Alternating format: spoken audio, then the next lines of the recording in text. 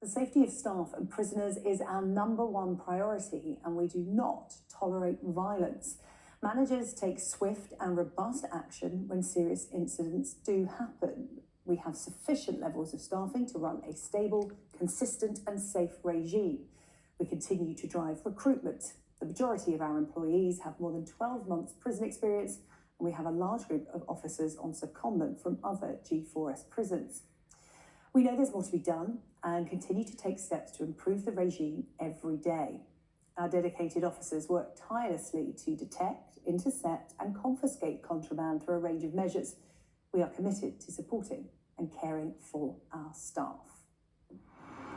Let's speak to one person who should know well about the state of the prisons right across the country. He is Mark Fairhurst, Chair of the Prison Officers Association, and he joins us from Liverpool. Thank you so much for coming on to talk to us about what Jason Farrell has learned from those 3 prison officers. Are you shocked by what you saw there?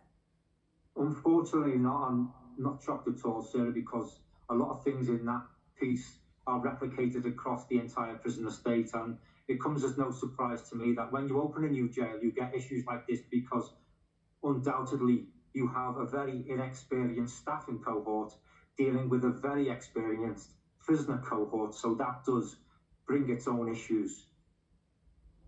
How has this been allowed to become the norm?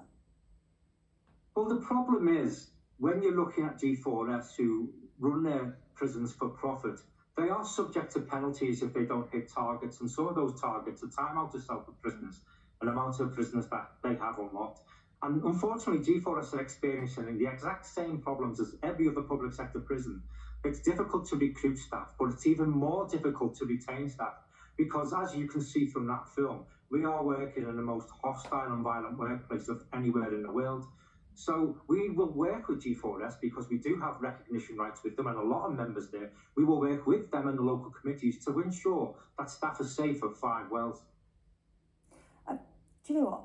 I watched that report and I thought, who would want to be a prison guard? I'm sure people watching at home would think exactly the same thing. Why do people go into that job if that's what they get on a daily basis? Well, what we have to do is make sure that they feel safe and confident and competent at work, and there's a support mechanisms in place.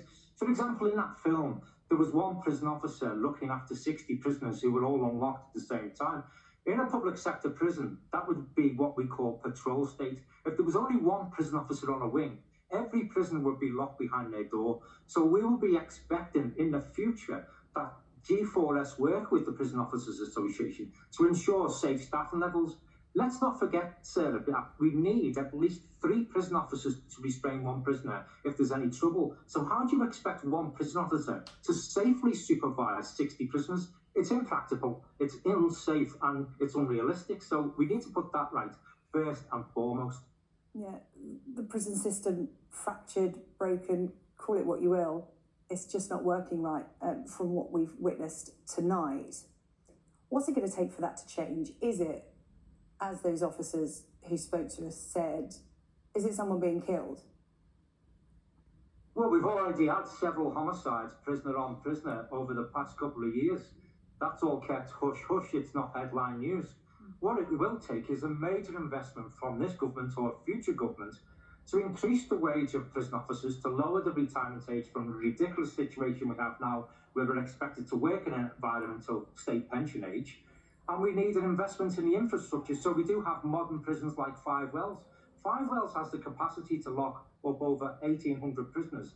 But if we're going to allow 1 prison officer to supervise 60, it's a recipe for disaster. So we're determined to work with everybody involved in that prison to make sure we have safe, controlled, well-disciplined and well-ordered prisons, because without that, you can't possibly expect us to rehabilitate anybody.